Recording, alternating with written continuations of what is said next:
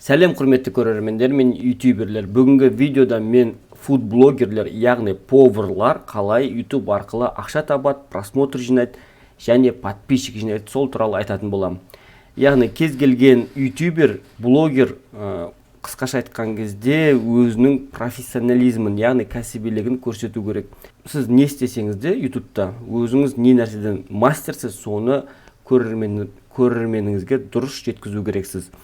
Именно фудблогерлер келген жағдайда в основном көрерменнен лояльность, яғни көрерменнен кері әсер, көрерменге ұнау, көрермен назарына ілігу, ол өзі көрсетуден басталады.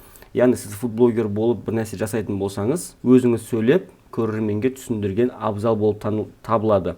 Егер де сіз сөйлемесеңіз, ол көрермен мен блогердің арасындағы қарым-қатынас нығая түспейді. Яғни көбінесе адам информацияны қалай қабылдайды? Өзі көзбен адамның эмоциясын аузына, көзіне қарай отырып информацияны түріне қарап көп қабылдайды. Сондықтан да фудблогер болатын болсаңыз, өзіңіз камераға түскен абзал болады, және ол 5 есе 10 есе эффектін көрсетеді. Яғни сіз қаншама әдемі, сапалы видео түсіріп, өзіңіз көрсетпесеңіз 100 подписчик жинайсыз. Ал егер де өзіңізді көрсететін болсаңыз 1000 подписчик жинайсыз деген бір ең оңай формуласы осы, яғни инструменттердің бірі. Одан кейін сөйлеу мәнерін туралаңыздар. Неғұрлым жарқын, анық, қанық сөйлеген сайын сіз көрерменнің назарына көбірек ілінесіз. Одан кейін әрине киінген киіміңізде, артындағы фоны да настоящий, кәсіби, профессиональный повар екенін көрсетіп тұру керек. Ол ең бірінші инструменттердің бірі, бағана айтқан. Одан кейін екінші инструмент ол ерекшелігіңіз. Сіз неғұрлым өзіңіздің ерекшелігіңіз болатын болса, басқа блогерлерден, басқа фудблогерлерден сіздің көрерменіңіз уже сізге көбірек назары ауа түседі. Яғни YouTube деген ол үлкен платформа. Бұл жерде контент өте көп, және сол контенттің арасынан көрермен өзіне ұнаған блогерлерді ғана көреді. Енді фудблогерлер в основном олардың клиенттері, көрермендері ол домохозяйка дейді, яғни үй шаруасындағы кісілер. Сол кісілерге сіз барынша өзіңіздің ерекшелігімен, қызық факттармен, қызық әрекеттермен, қылықтарыңызбен көрермендеріңізді жаулап алу керексіздер. Әрине, одан кейін басты қағида ол көрермендеріңізді алдамау. Шын мәнісінде айту керексіздер. Любой нәрседе қанша жыл айналысып жатсыз бұл темамен, қанша уақыт, қандай темада жүрдіңіздер, қандай ресторанда жұмыс істедіңіздер деген секілді. Немесе өзіңіз үйде отырып үйрендіңіз бе, соның барлығын, сайттардан үйрендіңіз бе, соның барлығын көрермендеріңізге ашық айтқан дұрыс. Өйткені кез келген көрермен ол сіздер өздеріңіз секілді көрермендер. Және олар барынша ашықтықты немесе алдап жатқанды бірден біліп қояды. Екінші инструментті айтып өттік, ол ерекшелік. Ал үшінші инструмент ол динамика. Бағана айтқанда YouTube ол өте үлкен ауқымды платформа. Бұл жерде контент секунд сайын сағаттар, минуттар толып жиналып жатыр, толтырылып жатыр да. Сондықтан да сіз өзіңіздің көрермендеріңіздің ішін пыстырмау үшін міндетті түрде динамикалы видео қолдану керексіздер. Динамика дегеніміз не? Яғни видеоларыңыз көрерменнің ішін пыстырмау керек. Бір жұмыртқа жарып, осы тостақанға 3 жұмыртқа қосамыз деген кезде тың еткізіп уже 3 жұмыртқа тұру керек. Оны созы бір жұмыртқаны жарып, екінші жұмыртқаны алып, тағы жарып, сөйтіп үшінші жұмыртқаны көрсетіп алсаңыздар, көрермендеріңіздің іші пысады және видеоны айналдырып жүреді. Ал видеоны айналдырып жүру деген сөз видеоның глубинасын, яғни көрермен видеода ұзақ ұсталмады деген сөз. Ұзақ ұсталмады деген сөз видеоны YouTube басқаларға рекомендацияға шығармайды. Қазір айтып отқанымыз үшінші инструмент. Төртінші инструмент видеоның сапасы. Видеоңыз барынша сапалы болу керек, жарық болу керек. Түсіріп жатқан бөлімдеріңіз. Одан кейін кәсібилеу аппаратқа түсіріңіздер. Өйткені әшін телефонмен түсірген ол сразу білініп тұрады. Плоскості, сәлінді сапасы, одан кейін қол сәл дірілдеп кетсе, қатты дірілдеп кетіп, сөйтіп телефонмен түсірілген білініп тұрады. Сондықтан да телефонмен түсірілген күнде де арнайы штатив қойып, арнайы жарық қондырғыларын қойып, барынша көрермендеріңізге сапалы видео ұсыныңыздар. Одан кейінгі инструмент ол деталь. Деталь деген майда детальдарға мән беріңіздер. Барлығын общий планға қойып, бір планмен түсіріп шықпаңыздар. Детальдарға мән беріңіздер. Майда шүйде не істеп жатса, соларға да мән беріңіздер. Өткен 90% ол YouTube-тың статистикасы бойынша көрермендер телефонмен көреді.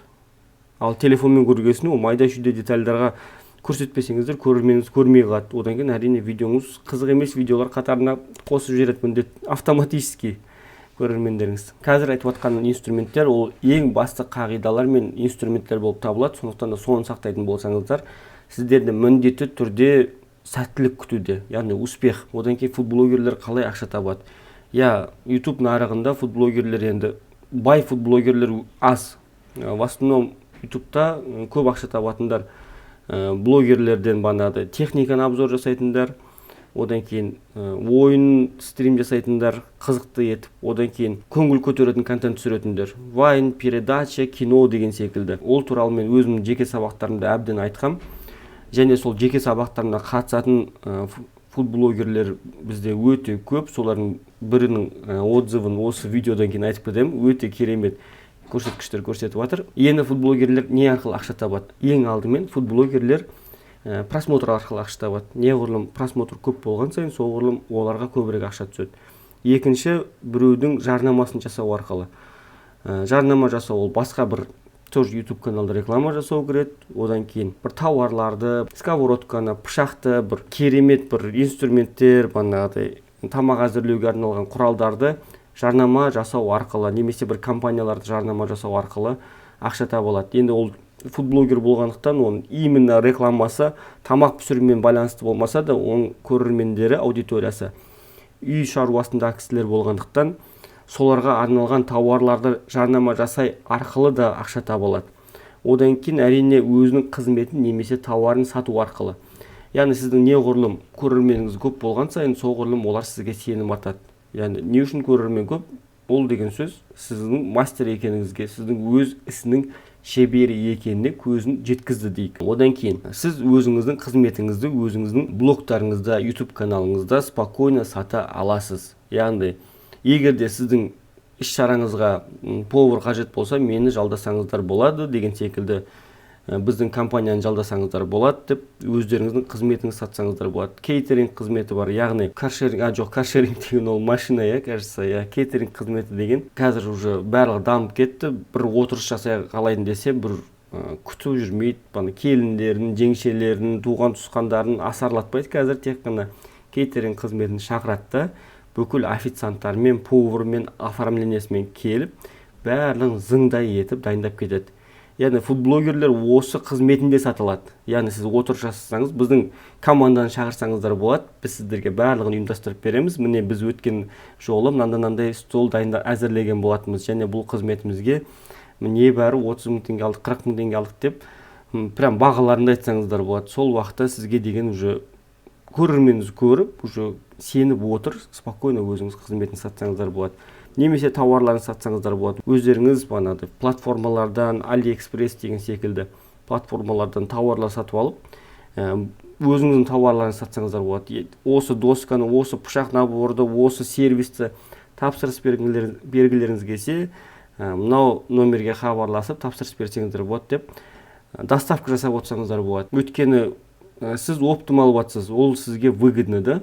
Ал оған хабары жоқ адам сізді көріп отырып, сізге сенеді. Яғни ол бөлек алатын болса, и так сол бағаға түседі доставкасымен. Ал сіз оптым алып жатқандықтан, сәл қымбат болғанмен, ол уже качествосы барлығы проверенный, сіз гарантия бересіз, уже сізден тапсырыс беретін болады көрермендеріңіз. Сіздерде өздеріңіздің блогтарыңызды, фудблогер болғыңыз келсе, бір повар болып өзіңіздің блогыңызды ашқыңыз келіп жатса, әрине менің сабақтарым бар, онлайн сабақ тура осы видеоның комментариясына немесе описаниясында менің Instagram парақшам жазылған.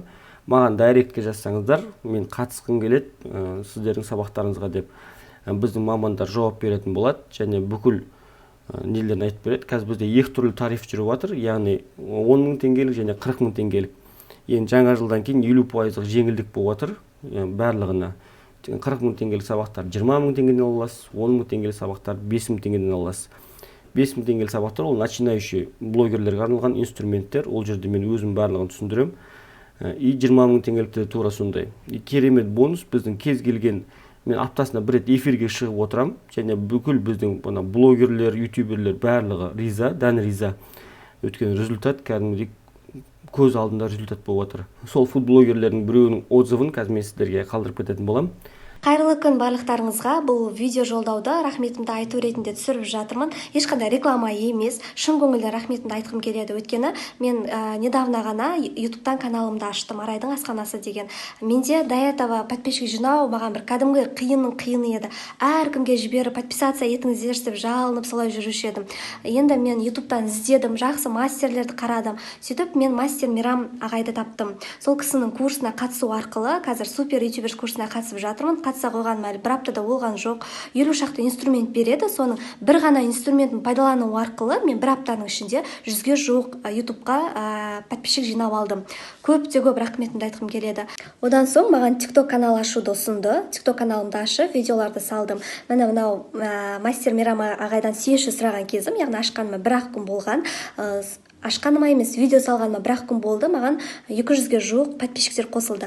Ал мынау, қарасаңыздар, әлі бір аптада бола қойған жоқ, 4000-нан аса подписчикті жинадым. Ал мен сіздермен келесі видеода кездесем, сау, сәлемет болыңыздар.